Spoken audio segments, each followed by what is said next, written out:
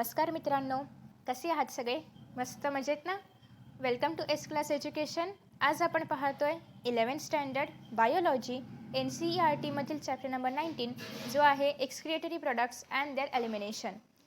So या चॅप्टरमध्ये काय काय आहे तर एक्सक्रिएटरी प्रोडक्ट्स कोणते कोणते आहेत जे ॲनिमल्स आपल्या बॉडीमधून एक्सक्रीट करतात तर ते प्रोडक्ट्स आपण पाहणार आहोत. दुसरी गोष्ट म्हणजे याच्या आधी आपण ॲनिमल क्लासिफिकेशन हा पूर्ण चॅप्टर पाहिलेला आहे किंवा ॲनिमल किंगडम हा चॅप्टर पाहिलेला आहे. त्याच्यामध्ये आपण वेरियस फायलम्स पाहिले होते. ऑब्वियसली ज्याप्रमाणे फायलम्समध्ये वेगवेगळे ऑर्गॅनिझम्स आहेत तर त्याचप्रमाणे त्यांच्यामध्ये जी सिस्टीम आहे त्याच्यामध्ये पण काहीतरी फरक पडतो. सो डिपेंड अपॉन त्यांचं बॉडी स्ट्रक्चर काही ॲनिमल्स अमोनिया एक्सक्रीट करतात, काही ॲनिमल्स युरिक ॲसिड एक्सक्रीट करतात. सो तेही आपण पाहणार आहोत आणि तो खूप महत्त्वाचा पार्ट आहे. त्याच्यामधून MCQs तयार होतात. त्यासोबतच ॲज युज्युअल ह्युमॅनचं स्ट्रक्चर आपण पाहणार आहोत. ह्युमॅन बॉडीमध्ये किडनीचं स्ट्रक्चर कसं आहे, एक्सक्रिएटरी सिस्टीम कशी आहे, एक्सक्रिएशनचं मेकॅनिझम काय आहे आणि ॲट दी एंड आपण डिसऑर्डर्स किंवा डिसीजेस देखील पाहणार आहोत. So let us start. First of all आपण एक्सक्रिएटरी प्रोडक्ट्स पाहणार आहोत. याच्यामध्ये काय काय येतं हे सगळ्या ॲनिमल्ससाठी आपण कॉमन पाहतोय. Ammonia, urea, uric acid, carbon dioxide, water, त्यासोबतच काही ions for example sodium ion, potassium ion, chloride, phosphate, sulphate etcetera. Okay, आता हे लक्षात कसं ठेवायचं तर बेसिकली अमोनिया आपण आपल्या बॉडीमधून सिक्रेट करतो पण एक्सक्रीट करतो बट डायरेक्ट फॉर्ममध्ये नाही. तर अमोनियाचं कन्व्हर्जन युरियामध्ये केलं जातं आणि आपण आपल्या बॉडीमधून युरिया एक्सक्रीट करतो. बट काही ऑर्गॅनिझम्स जे की मेरीन वॉटरमध्ये राहणारे आहेत किंवा काही ॲक्वॅटिक ॲम्फिबियन्स वगैरे आहेत ते डायरेक्ट अमोनिया एक्सक्रीट करतात. आता तेच अमोनिया का करतात, ते युरिया का एक्सक्रीट करत नाही याचं रिझन आपण पुढे पाहणार आहोत.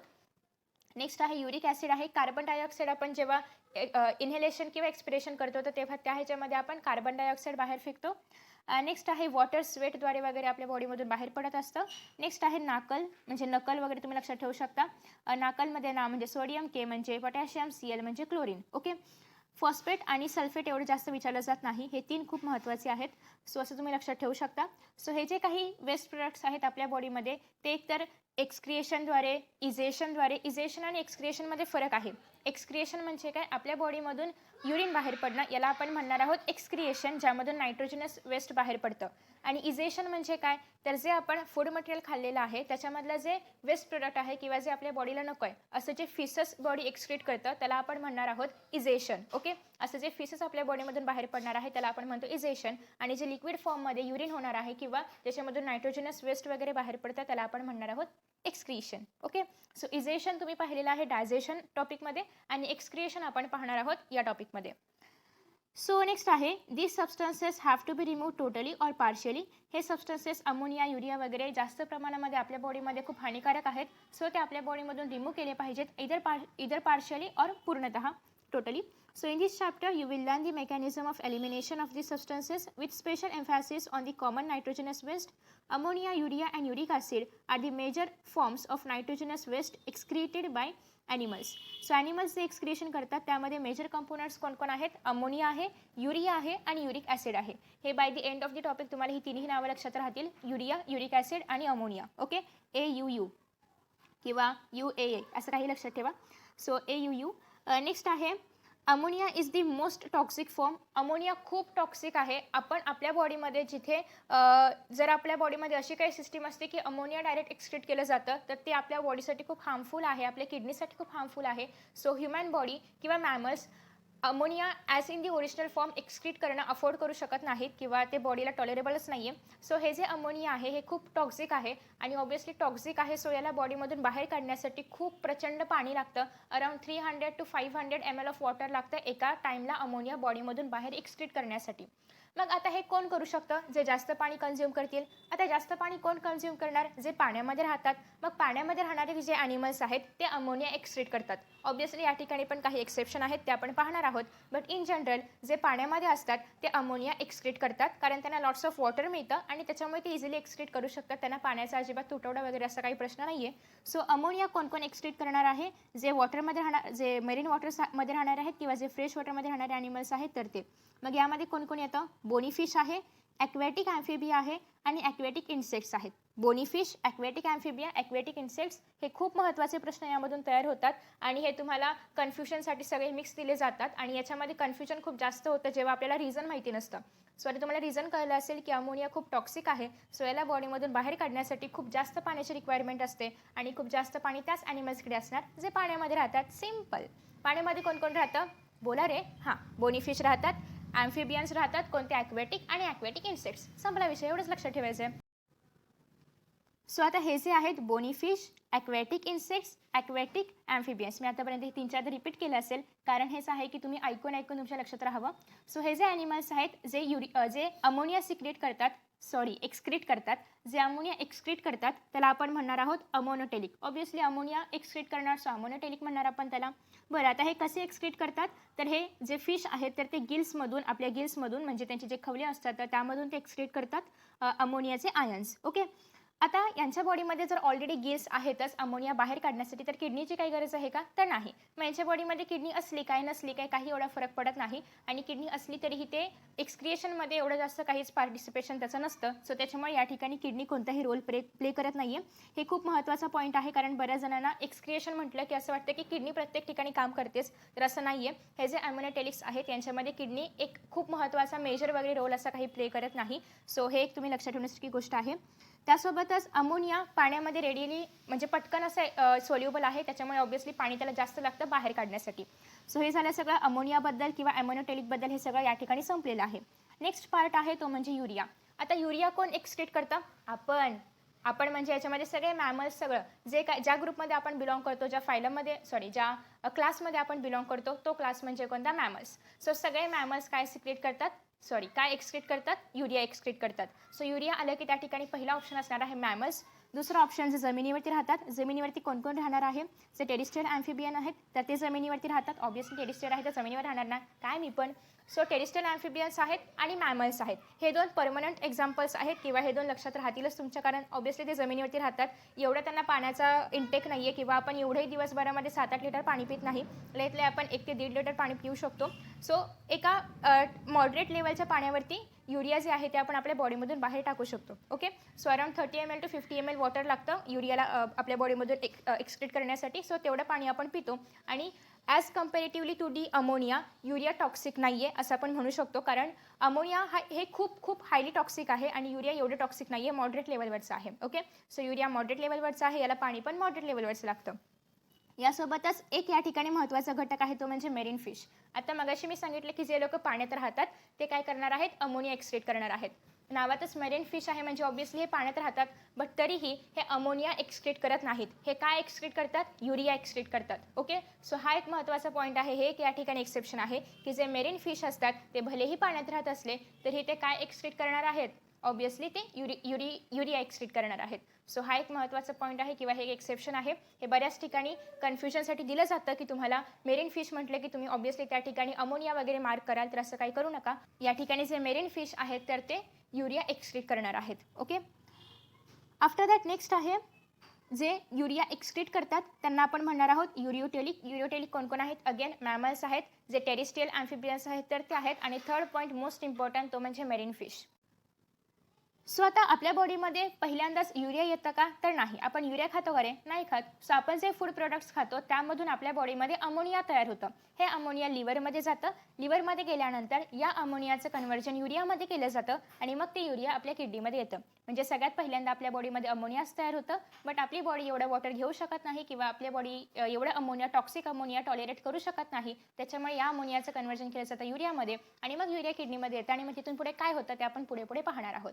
सो बेसिकली सगळ्यात पहिल्यांदा आपल्या बॉडीमध्ये अमोनियाच तयार होतं आणि हे कन्व्हर्जन कुठे होणार ही एक सगळ्यात महत्त्वाची गोष्ट आहे. हे किडनीमध्ये होत नाही, हे लिव्हरमध्ये होतं. ओके. सो या ठिकाणी लिव्हर हा ऑर्गन खूप महत्त्वाचा आहे जो कन्व्हर्जन करणार आहे आणि हे जे लिव्हरमध्ये केलेलं कन्व्हर्जन आहे तर ते ब्लडमध्ये टाकलं जातं आणि ऑब्व्हियसली ब्लड हे जे कन्व्हर्जन आहे किंवा हे जे युरिया आहे तर ते किडनीमध्ये घेऊन येणार, सिम्पल. सो या ठिकाणी आपल्या युरियाबद्दलचं सगळं काही संपलेलं आहे, म्हणजे जे युरियोटॅलिक आहे ते आपण पाहिलं.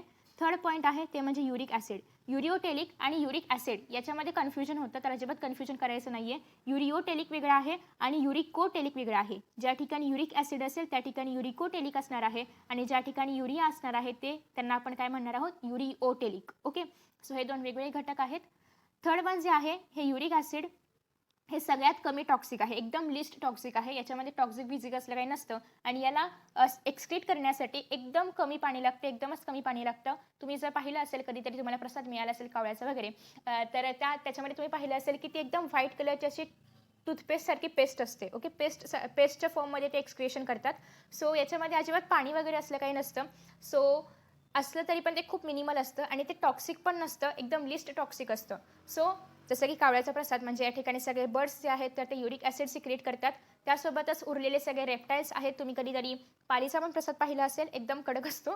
सो हे सगळं तुम्ही कधीतरी पाहिलं असेल किंवा ऑब्झर्व केलं असेल, नसेल केलं तर कधीतरी कराल रे भविष्यात.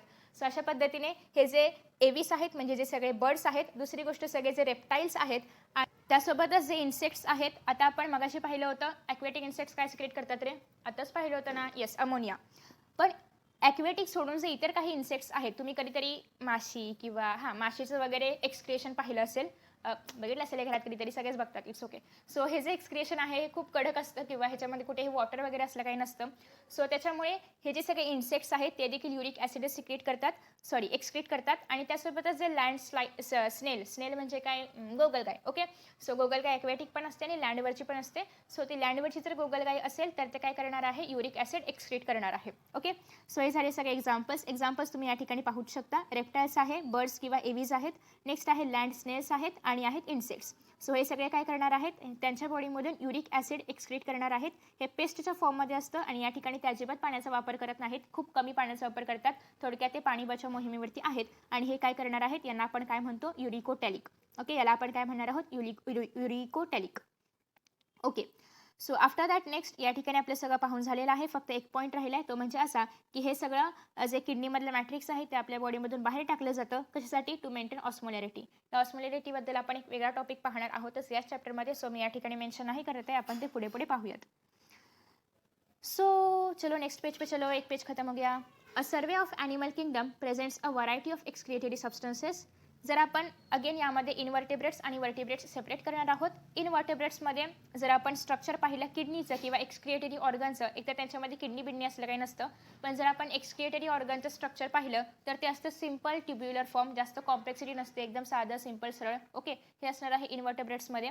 जर आपण वर्टेब्रेट्समध्ये पाहिलं तर ते एकदम कॉम्प्लेक्स असं स्ट्रक्चर यांच्या बॉडीमध्ये असतं आणि ते असणार आहे kidney. Okay, so first of all या ठिकाणी आपण थोडंसं लिहून घेऊया. NCERTने छान अशी सुटसुटीत जागा दिलेली आहे. सो या ठिकाणी आपण लिहूया.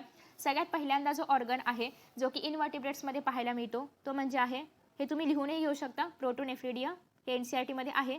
इथे आपण पॉईंट्सच्या फॉर्ममध्ये लिहून घेऊया, प्रोटोनेफ्रिडिया. ओके, प्रोटोनेफ्रिडियालाच आपण फ्लेम सेल्सही म्हणतो. आणि कुठे पाहिले आहे तुम्ही हे फ्लेम सेल्स, याच्या आधी कधी वाचले का? ऑब्व्हियसली तुम्ही प्लॅटीहेल्मिंथसमध्ये वाचलं असेल. सो हे प्लॅटीहेल्मिंथसमध्ये पाहायला मिळतात. सोबतच जे काही ॲनालिड्स आहेत, काही ॲनालिड्स आहेत त्यांच्यामध्ये हे तुम्हाला पाहायला मिळणार आहे. सो प्लॅटीहेल्मिंथस आहे, ॲनालिड आहे. त्यासोबतच तुम्हाला हे सेफॅलोकॉर्डेट्समध्ये पाहायला मिळतील. सेफॅलोकॉर्डेट्समध्ये एक ॲनिमल आहे किंवा एक एक्झाम्पल आहे जे बऱ्याच ठिकाणी असतं, ज्याचं नाव आहे ॲम्फिओक्झस. तर हे ॲम्फिओक्झसमध्ये पाहायला मिळतं.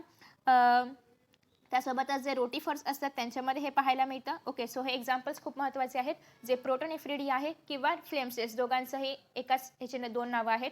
सो हे प्लॅटीहेल्मिंथसमध्ये पाहायला मिळतं. काही ॲनालिडासमध्ये, सगळ्या ॲनालिडमध्ये नाही, काही ॲनालिड्समध्ये पाहायला मिळतं, रोटिफर्समध्ये पाहायला मिळतं आणि सेफॅलोकॉर्डेटामध्ये ॲम्फिओक्ससमध्ये पाहायला मिळतं. सो हे सगळे याचे एक्झाम्पल्स आहेत. बरं, आता हे का असतं तर ऑस्मोरेग्युलेशन मेंटेन करण्यासाठी, म्हणजेच बॉडीमधलं जे फ्लुइड कॉन्टेंट आहे ते मेंटेन करण्यासाठी. स्क्रीनशॉट घेतला असेल तर मी ही इरेज करते किंवा NCERTमध्ये आहेच, घ्यायची काही गरज नाही, तसं मी ते खूप छान असं लिहिलेलं नाही आहे. सो आता या ठिकाणी हे का केलं जातं तर ऑस्मोरेग्युलेशन मेंटेन करण्यासाठी, म्हणजेच बॉडीमधलं जे फ्लुइड आहे, आयोनिक फ्लुइड आणि आयन्स, हे सगळं मेंटेन करण्यासाठी यांच्या बॉडीमधून एक्सक्रिएशन केलं जातं with the help of protonephridia किंवा flame cells. So main reason आहे ते म्हणजे ऑस्मोरेग्युलेशन. नेक्स्ट आहे हे जे नेफ्रिडिया आहे हे ट्युब्युलर एक्सक्रिएटरी स्ट्रक्चर आहे, जे की अर्थवर्म्समध्ये पाहायला मिळतं आणि इतर जे उरलेले ॲनिलिड्स आहेत त्यांच्यामध्ये. सो प्रोटोनेफ्रिडिया म्हणजे जे आधीचे ॲनिमल्स आहेत ते ऑब्व्हियसली त्यांच्यानंतर प्लॅटीहेल्मिंथस नंतर ॲनिलिड्स वगैरे येतात. सो ॲनिलिड्समध्ये आपल्याला फक्त नेफ्रिडिया पाहायला मिळतं. आणि नेफ्रिडिया जर आपण खूप स्ट्रॉंगली जर याचा आन्सर द्यायचं झालं किंवा खूप ॲक्युरेट जर आन्सर द्यायचं झालं तर ते आहे अर्थवर्ममध्ये पाहायला मिळतं. आणि जे उरलेले ॲनिलिड्स आहेत याच्यामधून उरलेले तर त्यामध्ये आपल्याला नेफ्रिडिया पाहायला मिळतं. ओके, अगेन सेमच काम आहे नेफ्रिडियाचं पण. टू रिमूव्ह नायट्रोजनस वेस्ट आहे, मेंटेन ऑस्मोटिक रेग्युलेशन आहे, सेम काम आहेत सगळ्याची. ओके, सो नेफ्रिडिया कोणामध्ये पाहायला मिळतं? अर्थवर्ममध्ये पाहायला मिळतं आणि अदर ॲनिलिड्समध्ये पाहायला मिळतं. काम काय आहे? टू रिमूव्ह नायट्रोजनस वेस्ट आणि to maintain osmo regularity. After that third one आहे ते म्हणजे माल्फिजियन ट्युब्युल्स, जे की एक्सक्रिएटरी स्ट्रक्चर आहे आणि हे बऱ्याच इन्सेक्ट्समध्ये कॉक्रोचेसमध्ये वगैरे पाहायला मिळतं माल्फिजियन ट्युब्युल्स. कॉक्रोचचा आपल्याला सेपरेट अभ्यास करायचा आहे ॲज अ VIP पर्सन म्हणून, तर त्याच्यामध्ये तुम्हाला ह्याचं स्ट्रक्चर वगैरे सगळं पाहायला मिळेल आणि ते आपोआप लक्षात राहीलच. ओके, सो कॉक्रोचमध्ये असणार आहेत माल्फिजियन ट्युब्युल्स. अगेन याचं काम तेच आहे की नायट्रोजनस वेस्ट बॉडीमध्ये एक्सक्रीट करायचे आहेत आणि ऑस्मो रेग्युलेशन करायचं आहे. फोर्थ वन आहे ते म्हणजे अँटेनल ग्लँड्स किंवा याला ग्रीन ग्लँड्स असंही म्हणतात. सो फोर्थ वन आहे ते म्हणजे अँटेनल ग्लँड्स किंवा याला ग्रीन ग्लँड्स असं म्हणतात, की जे एक्सक्रिएटरी फंक्शन परफॉर्म करतात. कोणामध्ये? प्राउन्समध्ये. प्राउन्स बरेच जण खातातही. तर यांच्यामध्ये हे काय करणार आहेत? अँटेनल ग्लँड्स जे आहेत किंवा याला आपण ग्रीन ग्लँड्स म्हणतो, हे ऑस्मो रेग्युलॅरिटी किंवा एक्सक्रिएशन करण्याचं काम करणार आहेत. ओके, सो आय होप की हा पूर्ण पॅरेग्राफ तुम्हाला क्लिअर असेल. याच्यामध्ये जास्त काय नाही आहे, बट जे एक्झाम्पल्स आहेत आणि कोणता ॲनिमल काय करणार आहे, म्हणजे काय सिक्रेट करणार आहे किंवा कोणत्या ॲनिमलमध्ये कुठला ऑर्गन आहे, हे सगळं तुम्हाला माहिती असलं पाहिजे. कारण ऑब्व्हियसली या ठिकाणी पण बरेचसे MCQs तयार होतात. अजून या ठिकाणी काही एक्स्ट्रा पॉईंट्स आहेत जे की NCERTमध्ये नाही आहेत. सो हे तर आपण इनव्हर्टेब्रेट्समध्ये पाहिलं, बट वर्टेब्रेट्समध्ये अजून काही प्रकार आहेत ते आता आपण पाहणार आहोत, जे की NCERTमध्ये नाही आहेत. बट मला असं वाटते की हे तुम्ही लक्षात ठेवावेत, कारण इझीही आहेत आणि याच्यावरती प्रश्नही येऊ शकतात. वर्टेब्रेट्समध्ये सगळ्यांमध्ये किडनी असते, बट किडनीचेही काही प्रकार आहेत ते आता आपण पाहणार आहोत. 3 प्रकार आहेत. मला असं वाटते की मी खूप फास्ट बोलते, तर ज्यांना स्पीड कमी करायचे त्यांनी प्लीज स्पीड कमी करा आणि ज्यांना अजून स्पीडमध्ये पाहायचं त्यांनी फॉर शुअर नक्की पहा. सो आता या ठिकाणी किडनीमध्ये 3 प्रकार आहेत. पहिला प्रकार जो आहे तो म्हणजे प्रोनेफ्रिक. हां, तुम्ही अजूनही फास्ट स्पीडमध्ये पाहताय ना? I know. सो प्रोनेफ्रिक पहिला प्रकार आहे. प्रो याचा अर्थ काय होतं? ते प्रो नाही रे. प्रो म्हणजे काय? आधीचा. ओके, जे आधी असतात, जे आधीचे ॲनिमल्स आहेत किंवा जे आधीचं काहीही असेल त्याला आपण म्हणतो प्रो. सो आता प्रोनेफ्रिक म्हणजे जे आधीचे आहेत. आता या ठिकाणी सगळ्यात पहिल्यांदा वर्टेब्रेट्स जेव्हा सुरू होतो तेव्हा पहिल्यांदा तर सेफॅलोकॉर्डेटा वगैरे असतं, ते सोडल्यानंतर वर्टेब्रेट्सच्या क्लासमध्ये सगळ्यात पहिल्यांदा असतं सायक्लोस्टोमाटा. सायक्लोस्टोमाटामध्ये ॲज सच ॲनिमल्स नसतात जे की आपल्याला वर्टेब्रेट्ससाठी आवश्यक आहे ते. सो ते सोडा. त्याच्यानंतर काय आहे? पायसिस. पायसिस म्हणजे काय? फिश. सो हे जी किडनी आहे तर ती फिशपासून सुरू होते. सो सगळ्यात पहिल्यांदा आलं फिश. फिशमध्ये काय असणार आहे? प्रोनेफ्रिक. सेकंड येणार आहे, सेकंडमध्ये असणार आहे मिझोनेफ्रिक.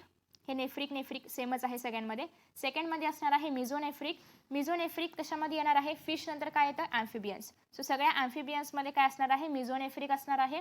थर्ड वन आहे ते म्हणजे मेटानेफ्रिक. ओके, सो मेटानेफ्रिक कोणामध्ये असणार आहे? हे 2 सोडून काय उरले आता? राम म्हणजे काय? रेप्टाइल्स, एव्हिस आणि मॅमल्स. ओके, सो रेप्टाइल्स, एव्हिस आणि मॅमल्स या तिघांमध्ये असणार आहे मेटानेफ्रिक किडनी. बरं, आता या तिघांमध्ये काय फरक आहे? ही एवढी वेल डेव्हलप नाही आहे. याच्यामध्ये लूप ऑफ हेनले, या दोघांमध्ये लूप ऑफ हेनले पाहायला मिळत नाही. लूप ऑफ हेनले हा काय प्रकार आहे ते आपल्याला पुढे कळेलच, किंवा तुम्ही 9th 10th याच्याबद्दल अभ्यास केला असेल. नसेल केला तर नो प्रॉब्लेम, आपण पुढे डिटेलमध्ये पाहणार आहोतच. आणि हा जो थर्ड प्रकार आहे ऑब्व्हियसली मॅमल्समध्ये आहे, म्हणजे वेल डेव्हलप्ड असणार. सो या ठिकाणी लूप ऑफ हेनले जो आहे तर ते प्रेझेंट असतं. सो मेटानेफ्रिकमध्ये लूप ऑफ हेनले असतं आणि ते असणार आहे RAM म्हणजेच रेप्टाइल्स, एव्हिस आणि मॅमल्समध्ये. सो हवा असेल तर स्क्रीनशॉट घेऊ शकता. ओके, घेतला असेल. आता आपण येणार आहोत किडनीमध्ये. सबसे पहिले ह्युमन एक्सक्रिएटरी सिस्टीम. किडनी कशी दिसते? गोरी, काळी, पांढरी, ते आधी आपण पाहूया. So in humans the excretory system consist a pair of kidney. A pair of kidney सांगितले म्हणजे 2 किडनी असतात. 1 pair of ureter. 1 pair of ureter म्हणजे 2 युरेटर असणार ते. आता हे कसं लक्षात ठेवायचं? बऱ्याच जणांचं युरेथ्रामध्ये आणि युरेटरमध्ये कन्फ्युजन होतं. तर या ठिकाणी बघा 2 ई आहेत. 2 ई म्हणजे 2 युरेटर, 1 ई म्हणजे 1 युरेथ्रा. हे पांचट होतं, बट असं लक्षात राहू शकतं. सो मी असंच लक्षात ठेवलं. तुम्हाला पहा काय करायचं ते. सो एक पेअर आहे किडनीची, एक पेअर आहे युरेटरची, एकच आहे युरिनरी ब्लॅडर आणि एकच आहे युरेथ्रा. युरेथ्रा म्हणजे काय? ब्लॅडरचे जे खालचं असं नेक आहे त्याला आपण म्हणतो युरेथ्रा. हे आहे आपलं ब्लॅडर आणि इथे डायग्राम दिलेली आहे. तर या ठिकाणी आपण डायग्राममध्ये आधी पार्ट्स पाहूया. ही आहे आपली छान अशी बीन शेप्ड किडनी आणि याचा कलर असतो रेडिश ब्राऊन. ओके, किडनी कशी आहे? बीन शेप्ड आहे. कलर कसा आहे? रेडिश ब्राऊन आहे. ओके, त्यासोबतच खाली इथून जे असे येतात याला आपण म्हणणार आहोत युरेटर. 2 आहेत युरेटर. युरेटर कुठे एंड होणार आहेत? युरिनरी ब्लॅडरमध्ये. युरिनरी ब्लॅडरमध्ये 4 स्ट्रक्चर असतात. त्यापैकी जो नेक्स्ट स्ट्रक्चर आहे तर त्या नेक्स्ट स्ट्रक्चरमधून बाहेर येणार आहे ते म्हणजे युरेथ्रा, आणि युरेथ्रामधून जे आहे तर ते युरिन बाहेर पडणार आहे. ओके, तर अशा पद्धतीने हे 4 जे मेजर पार्ट्स आहेत ते आपण पाहिलेत. एक तर 1 पेअर ऑफ किडनी, दुसरं म्हणजे 1 पेअर ऑफ युरेटर, थर्ड म्हणजे सिंगल युरिनरी ब्लॅडर, आणि फोर्थ म्हणजे सिंगल युरेथ्रा. Okay, simple.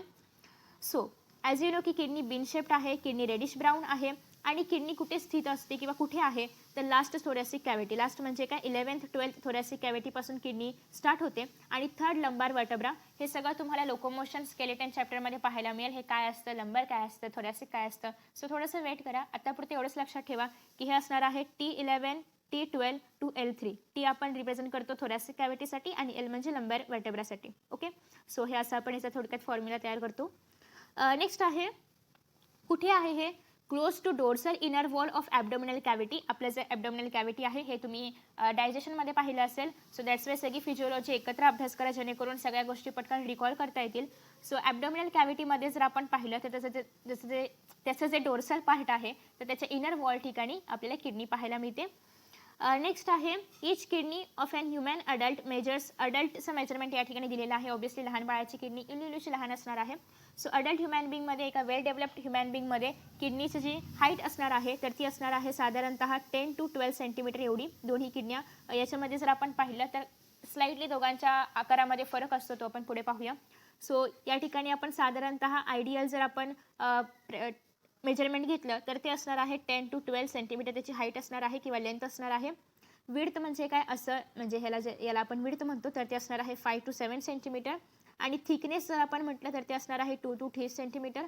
आणि वेट जर आपण किडनीचं केलं तर ते असणार आहे अप्रॉक्सिमेटली 120 to 170 ग्राम. ओके, हे सगळे मेजरमेंट्स खूप महत्त्वाचे आहेत. हे तुम्ही असेच पाठ करू नका, रट्टा मारू नका, मारा कसंही करा, पण लक्षात ठेवा की ऑब्वियसली हे मेजरमेंट त्याची लेंथच दाखवणार. एवढी मोठी जी आहे त्याची थिकनेस नसणार आहे. सो हे काय असणार आहे? विड्थच असणार आहे, आणि हे थिकनेस असणार आहे. ऑब्वियसली 2 to 3 सेंटीमीटर थिक असायलाच पाहिजे.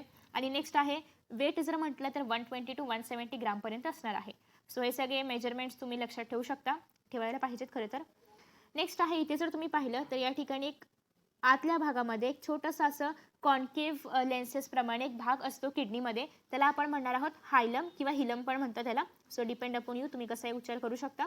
सो या ठिकाणी सेंटरमध्ये आतल्या भागामध्ये एक हायलम नावाचं एक छोटंसं नॉच असतं, जे की कॉन्केव्ह सरफेस आहे याचा. हे पण महत्त्वाचं आहे. याचा सरफेस कसा आहे? कॉन्केव्ह आहे.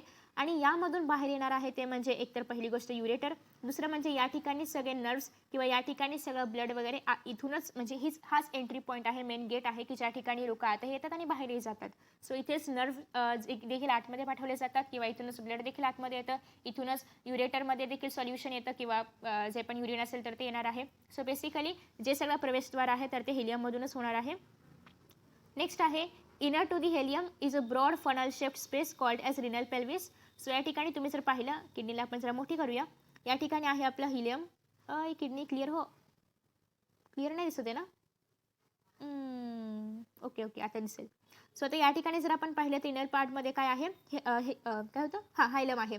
हायलममध्ये जर आपण पाहिलं तर या ठिकाणी हा जो भाग आहे, इथला जो असा भाग आहे जो की तुम्हाला स्लाइटली ऑरेंज कलरमध्ये हा पाहायला मिळतोय, तर याला आपण म्हणणार आहोत रिनल पेल्विस. ओके, हा जो भाग आहे याला आपण काय म्हणणार आहोत? रिनल पेल्विस, जे की फनेल सारखा आहे, ब्रॉड फनेल शेप्ड आहे. अगेन मी थोडंसं झूम करते. या ठिकाणी तुम्हाला जेही पाहायला मिळते इथे सगळं ह्याला आपण काय म्हणणार आहोत? Renal pelvis. After that next आहे, सो आता या ठिकाणी हा जो रिनल पेल्विसचा भाग आहे, जो हे तुम्हाला हा या ठिकाणी थोडासा येलो आणि ब्राऊन मिक्स कलर पाहायला मिळतोय, तर याच्यामध्ये जे प्रोजेक्शन्स इथे तुम्हाला पाहायला मिळतात, तर हे सगळे जे प्रोजेक्शन्स आहेत या प्रोजेक्शनला आपण म्हणणार आहोत कॅल्सिस. ओके, सो याला आपण म्हणणार आहोत कॅलिसिस. सो कॅलिसिस जे आहेत तर ते प्रोजेक्शन आहेत कोणाचे? रिनल पेल्विसचे. नेक्स्ट आहे, नेक्स्ट कॅलिसिस. ओके, नेक्स्ट आहे the outer layer of kidney is a tough capsule. Okay, obviously प्रोटेक्शनसाठी G किडनीची outer layer आहे ती टफ आहे. Inside the kidney there are 2 zones, outer cortex आणि इनर मेड्युला. तर आता या ठिकाणी तुम्ही जर पाहिलं तर किडनीचे 2 झोन्स आहेत, एक आउटर झोन आणि एक इनर झोन. यात जर आपण पाहिलं तर आपण अशा पद्धतीने थोडंसं सेपरेशन करू शकतो, असं सेपरेशन करू शकतो. ओके. हे एकदम परफेक्ट असं सेपरेशन नाही आहे, हे जस्ट मी ॲझम्पशन केलं आहे. सो हा जो वरचा पार्ट आहे याला आपण म्हणतो कॉर्टेक्स आणि हा जो याच्या आतमधलं जे काही आहे याला आपण म्हणतो मेड्युला. ओके. सो किडनीचे 2 झोन्स आहेत. आउटर झोनला आपण म्हणतो कॉर्टेक्स आणि इनर झोनला आपण म्हणतो मेड्युला. सो CM असं तुम्ही लक्षात ठेवू शकता, CM. Okay. After that next आहे the medulla is divided into a few conical masses, ज्याला आपण मेड्युलरी पिरॅमिड्स म्हणतो, प्रोजेक्टिंग इंटू दी कॅलिसेस. जर सिंग्युलर असेल त्याला आपण कॅलिक्स म्हणतो. सो आता या ठिकाणी तुम्ही जर पाहिलं तर हे जे पाहायला मिळतात हे काय आहेत, मेड्युलरी पिरॅमिड्स आहेत. हे तुम्हाला पिरॅमिडसारखं पाहायला मिळते, हे मेड्युलरी पिरॅमिड्स आहेत आणि यांचं थोडंसं प्रोजेक्शन या ठिकाणी आलेलं आहे. ओके. रिनल पेल्विसमध्ये यांचं थोडंसं प्रोजेक्शन आलेलं आहे, थोडेसे प्रोजेक्टिव्ह झालेले आहे ते कॅलिसेसमध्ये. आणि जेव्हा कॉर्टेक्स जे आहे, कॉर्टेक्स म्हणजे काय, बाहेरचा लेअर. सो बाहेरचा जो लेअर आहे किंवा जे कॉर्टेक्स आहे ते जेव्हा थोडंसं मेड्युलरी पिरॅमिडच्या आतमध्ये येणार आहे, म्हणजे तुम्ही जर या ठिकाणी पाहिलं तर हा असा मेड्युलाचा, एक मिनिट, हा असा मेड्युलाचा रिजन आहे. सो या ठिकाणी या कॉर्टेक्समधला काहीसा भाग तुम्हाला या ठिकाणी आलेला पाहायला मिळतोय का, आलाय की नाही. सो हा जो भाग कॉर्टेक्सचा मेड्युलामध्ये आलेला आहे किंवा मेड्युलरी रिजनमध्ये आलेला आहे याला आपण म्हणणार आहोत कॉलम्स ऑफ बर्टिनी. ओके. याला आपण काय म्हणतो, कॉलम्स ऑफ बर्टिनी. नाव किंवा स्पेलिंग तुम्ही या ठिकाणी पाहू शकता. याला आपण म्हणतो कॉलम्स ऑफ बर्टिनी.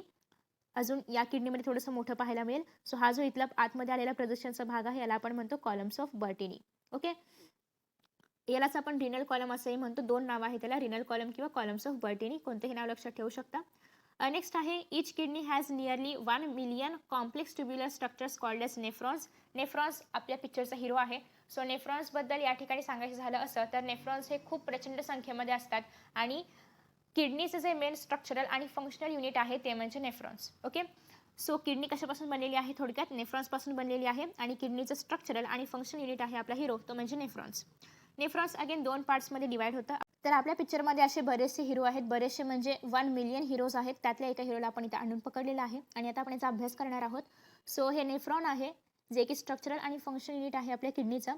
नेफ्रॉनला आपण 2 पार्ट्समध्ये जनरली डिवाइड करतो. पहिला पार्ट असतो ग्लोमेरुलस आणि सेकंड पार्ट असतो त्याला आपण म्हणतो रिनल ट्युब्यूल. ओके. रिनल ट्युब्यूल हे तुमच्या बुकमध्ये आहेच, हे मी असं जस्ट टाइमपास म्हणून लिहिते असं समजू शकता. सो बेसिकली नेफ्रॉन आपण 2 पार्ट्समध्ये डिवाइड करतो, ग्लोमेरुलस आणि ग्लोमेरुलस सोडून जे काही उरलेलं आहे ते सगळं रिनल ट्युब्यूलमध्ये येतं. कारण बेसिकली हे सगळं ट्यूब्ससारखं स्ट्रक्चर आहे, सो ते सगळं रिनल ट्युब्यूलमध्ये येतं. ग्लोमेरुलस एक बाउलसारखं वगैरे स्ट्रक्चर आहे जे की थोडंसं आपण त्याला सेपरेट काढले.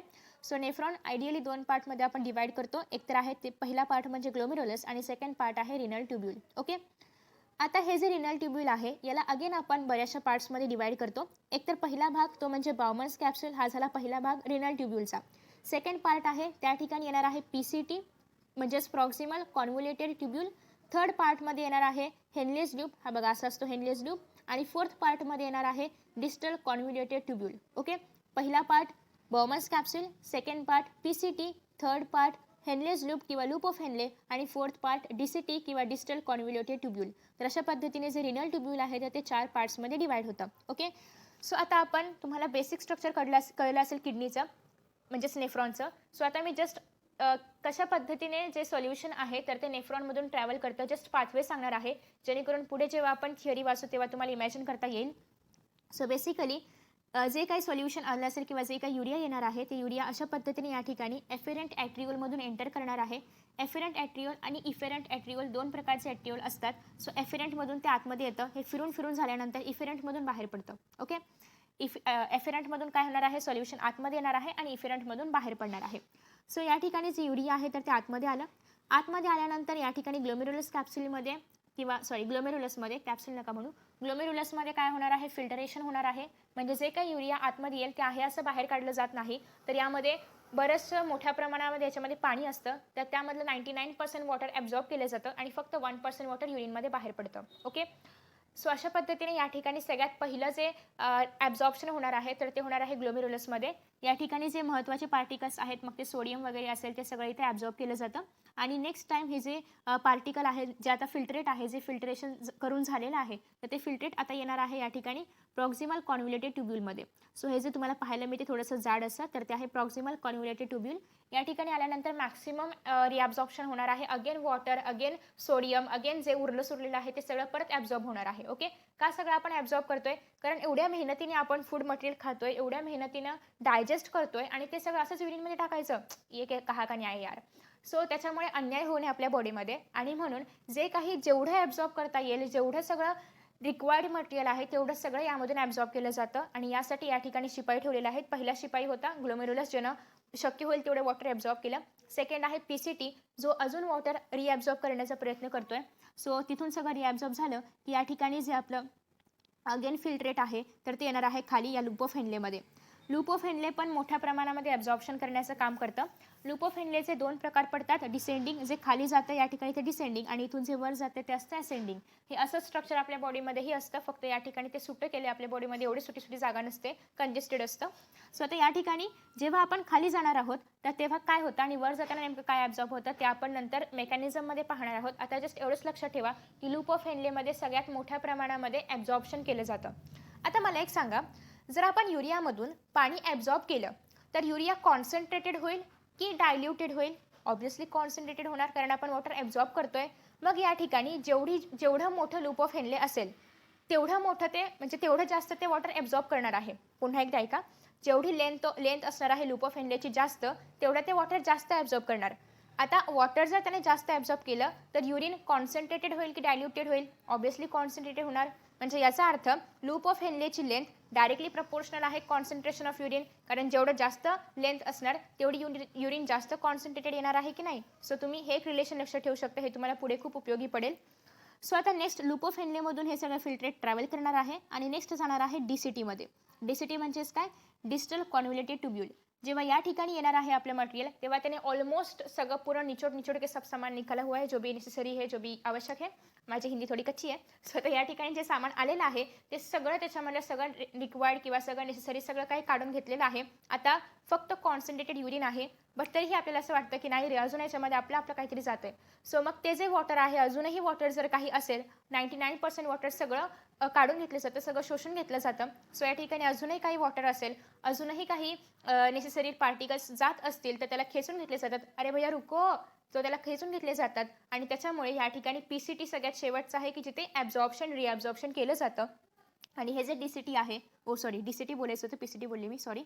सो DCT सगळ्यात शेवटचं आहे की ज्या ठिकाणी रिॲब्झॉर्प्शन केलं जातं आणि DCT नंतर फायनली जे सोल्युशन आहे तर ते येणार आहे कलेक्टिंग डक्टमध्ये.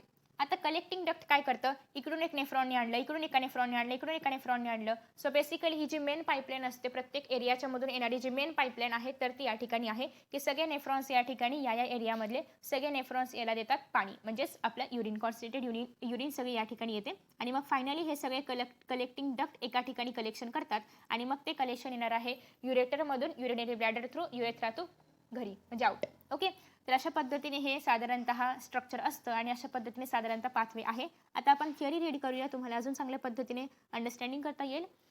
किधर गई भैया हमारी theory? So each kidney has nearly 1 million complex tubular. Complex आहे ऑब्वियसली, वर्टेब्रेट्समध्ये असल्यामुळे कॉम्प्लेक्सच असणार आहे आणि जर इनवर्टेब्रेट्समध्ये असेल तर सिम्पल. सिम्पल. सो नेक्स्ट आहे, हे सगळे आहेत नेफ्रॉन्स, जे की किडनीचं स्ट्रक्चरल आणि फंक्शन युनिट आहे. इच नेफ्रॉन हॅज 2 पार्ट्स. पहिला आहे ग्लोमेरुलस आणि सेकंड पार्ट आहे तो म्हणजे रिनल ट्यूब्यूल. जे ग्लोमेरुलस असणार आहे is a tuft of capillaries formed by the efferent arteriole, a fine branch of renal artery. Blood from the glomerulus is carried out by the efferent arteriole. So 2 आहेत, ॲफरंट आणि efferent. Okay, so ॲफरंटमधून काय होतं? Blood येणार आहे या ठिकाणी. Blood म्हणजेच ते युरियाचं सोल्युशन जे की ब्लडमध्ये डिझॉल्व्ह झालेलं आहे ते या ठिकाणी येणार आहे आणि इफरंटमधून ते बाहेर जाणार आहे. ओके, आता मला एक सांगा, येणारा पाथ मोठा पाहिजे की जाणारा? विचार करो. येणारा पाथ मोठा पाहिजे, कारण येताना ते प्रेशरने येणार ना. सो या ठिकाणी जे एफरंट असणार आहे याचं डायामीटर जास्त असतं comparatively to the efferent. Okay, कारण आपल्याला ऑब्व्हियसली यायला जास्त पाहिजे, येताना प्रेशर जास्त असणार कारण ते वरून येणार आहे. ओके, सो त्याच्यामुळे एफरंटचं डायामीटर जास्त असतं आणि इफरंटचं डायामीटर थोडंसं कमी असतं. सो याच्यामधून बेसिकली ग्लोमेरुलसमध्ये एंट्री होणार आहे आणि याच्यामधून एक्झिट होणार आहे. ओके, आणि ग्लोमेरुलस पण कॅपिलरीचाच एक बंच आहे. नेक्स्ट आहे renal tubule. Begins with a double walled cup like structure called as Bowman's capsule. याला बाउमन का म्हणतात? सायंटिस्ट नाव आहे रे. ओके, सो ज्या सायंटिस्टने हे शोध लावला त्यांचं नाव होतं बाउमन, सो त्याच्यामुळे बाउमन्स कॅप्सूल.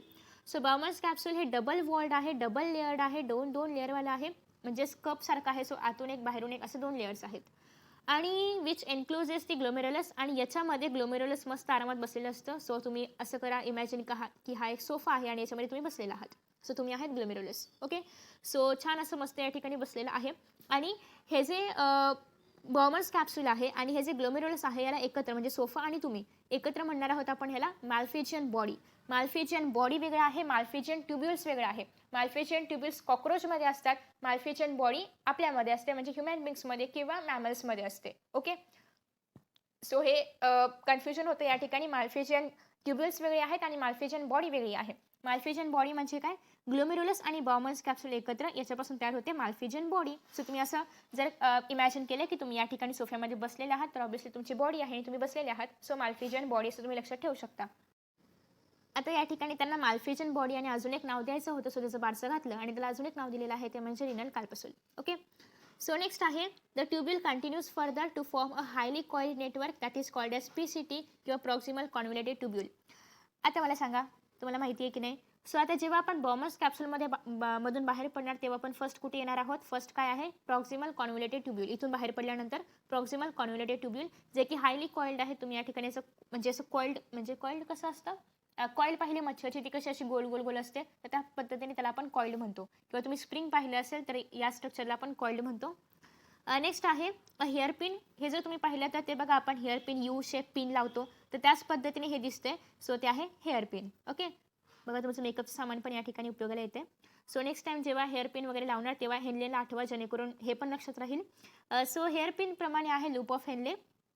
याचे दोन प्रकार येतात, असेंडिंग आणि डिसेंडिंग. कसे येतात ते आपण पाहिले. अजून एक या ठिकाणी पॉईंट आहे की जो असेंडिंग लिंब आहे तर तो कंटिन्युअस ॲज अनादर हायली कॉइल्ड ट्युब्युलर स्ट्रक्चर किंवा रिजन, ज्याला आपण म्हणणार आहोत डिस्टल कॉन्व्होल्युटेड ट्युब्यूल. सो जे असेंडिंग लूप ऑफ हेनले आहे, इथून पुढे जे येणार आहे त्याला आपण म्हणतो डिसेंडिंग एक मिनटं, याला आपण म्हणणार आहोत DCT किंवा distal convoluted tubule. Okay, ascending पुढे कशामध्ये कन्वर्ट होतं, DCT मध्ये किंवा डिस्टल कॉन्व्होल्युटेड ट्युब्यूलमध्ये. आणि प्रॉक्सिमल नंतर काय येणार आहे, डिसेंडिंग लूप ऑफ हेनले, कारण आपण खाली चाललो, इथून आपण वर चाललोय. सो डिसेंडिंग म्हणजे काय, खाली जाणे. असेंडिंग म्हणजे काय, वर येणे. Okay, so the DCTs of many nephron open into a straight tube called as collecting duct. अशाच प्रकारचे बरेचसे, इथून पण एखादं नेफ्रॉन असेल, इथून पण एखादं नेफ्रॉन असेल. सो या सगळ्या नेफ्रॉनच्या DCTsमधून या ठिकाणी एक कलेक्टिंग ट्यूब, कलेक्टिंग डक्टमध्ये सगळं जे सोल्युशन असेल तर ते एकत्रित होणार आहे.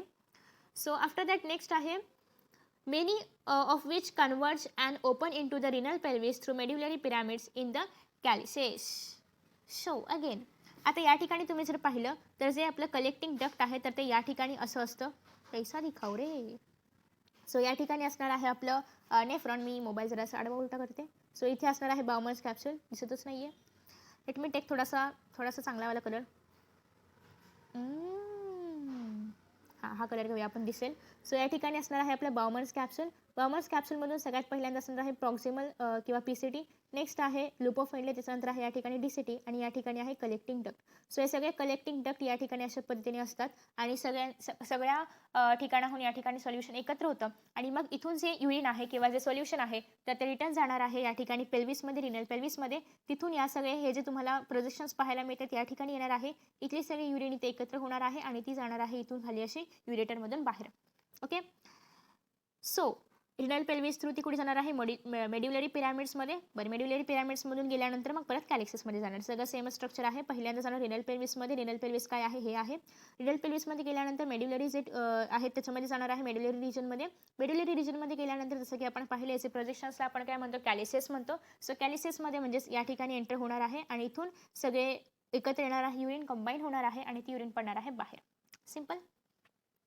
After that next आहे the malphizian corpuscle that is PCT and DCT of the nephron are situated in the cortical region of the kidney whereas loop of Henle dips into the medulla.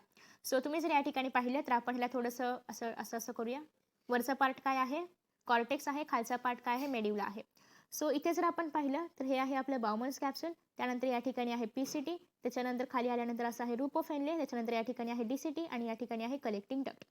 So इथे जर आपण पाहिलं तर बाउमन्स capsule, glomerulus पण आपण घेऊया. So glomerulus, बाउमन्स capsule, PCT आणि DCT हे सगळं येणार आहे कुठे, वरच्या रिजन म्हणजेच कॉर्टेक्समध्ये. आणि फक्त जे आपलं लूप ऑफ हेनली आहे तर ते येणार आहे कशामध्ये, मेड्युलामध्ये. ओके, सो हे एक थोडंसं लक्षात ठेवण्यासारखं आहे की सगळे पार्ट्स जे आहेत लूप ऑफ हेनले सोडून ते सगळे कशामध्ये येतात, कॉर्टेक्समध्ये. आणि फक्त लूप ऑफ हेनले जे आहे तर ते येणार आहे मेड्युलरी रिजनमध्ये. ओके, याच्यामध्ये पण काही प्रकार आहेत ते आपण पुढे पाहूयात. सो नेक्स्ट आहे आता या ठिकाणी प्रकार In majority of nephrons, the root of Henle is too short and extends only very little into the medulla. जर majority of nephrons आपण पाहिलं, majority म्हणजे किती, अराउंड 80%. ओके, अराउंड 80% जर आपण पाहिलं तर या ठिकाणी जे लूप ऑफ हेनले असणार आहे ते जास्त लॉंग नसतात. लयत लय ते या ठिकाणी जर इथून जर मेड्युला स्टार्ट होत असेल तर इथपर्यंत वगैरे असे येतात. ओके, जास्त एवढे मोठे लॉंग नसतात, तर इथपर्यंत वगैरे ते असे असतात लूप ऑफ हेनले. सो हेला आपण म्हणतो की याची लेंथ कशी आहे, शॉर्ट आहे. ओके, सो हे जे शॉर्ट लेंथवाले आहेत तेच मेजॉरिटी ऑफ दी केसेस आपल्याला पाहायला मिळतात. हे 80% आपल्या बॉडीमध्ये असतं, म्हणजे 80% जे नेफ्रॉन आहेत आपल्या बॉडीमधले ते असे असतात. आणि याचं नाव आहे ते म्हणजे कॉर्टिकल नेफ्रॉन. याला आपण काय म्हणतो, कॉर्टिकल नेफ्रॉन. कुठे गेलं, हां, कॉर्टिकल नेफ्रॉन्स. सो ज्यांचा एकदम छोटासा पार्ट मेड्युलामध्ये आलेला आहे त्यांना आपण म्हणतो कॉर्टिकल नेफ्रॉन्स. आता हे झाले 80%. आता जास्त पार्ट येणारे पण असतील ना, सो याच्या अपोजिट म्हणजे फक्त हे खूप लॉंग असतात एक तर लेंथने आणि फक्त थोडासा पार्ट कॉर्टेक्समध्ये असतो आणि जास्तीत जास्त पार्ट मेड्युलामध्ये असतो. कोणाचा, लूप ऑफ हेनलेचा.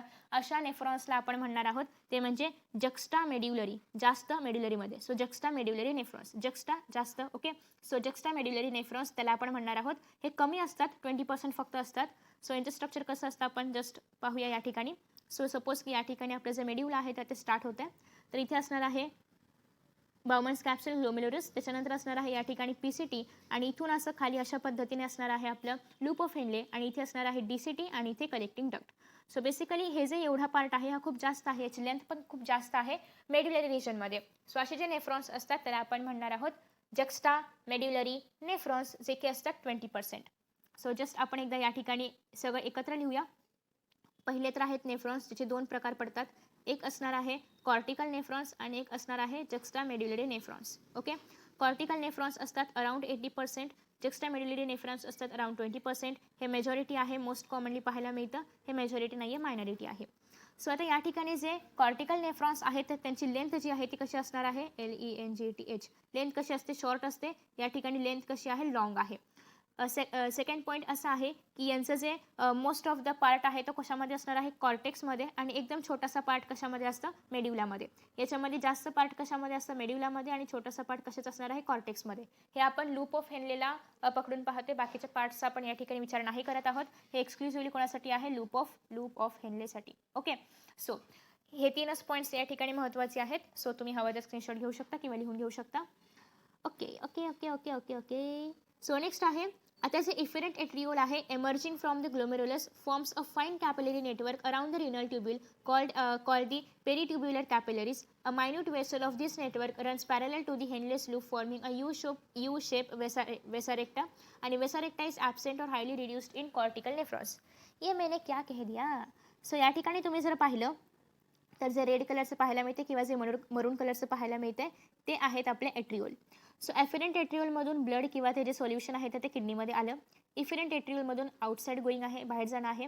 सो इफेरंट एट्रिओल आणि ॲफेरंट एट्रिओल दोन्ही एट्रिओल कुठे आहेत, ओपनिंग त्यांचं कुठे आहे, ग्लोमेरुलसमध्ये आहे. सो ही जी आपली इफेरंट एट्रिओल आहे त्यांनी काय केलं, या ठिकाणी असं लूप ऑफ हेनलेच्या भोवती असं ते एक जाळं तयार केलं. ओके, थोडक्यात लूप ऑफ हेनलेच्या भोवती त्यांनी काय केलेलं आहे, एक नेटवर्क तयार केलेलं आहे. या नेटवर्कला आपण म्हणणार आहोत पेरिट्युब्युलर कॅपिलरीज. नेटवर्कला आपण काय म्हणतो, पेरिट्युब्युलर कॅपिलरीज. सो हे जे आहे या ठिकाणी तुम्हाला जे मरून कलरचं पाहायला मिळते ते काय आहे, इफेरंट एट्रिओलचंच एक्सटेन्शन आहे जे की खाली आलेलं आहे. ते लूप ऑफ हेनलेला पॅरलल आहे. तुम्ही जर या ठिकाणी पाहिलं तर लूप ऑफ हेनलेच्याच भोवती ते फिरतंय.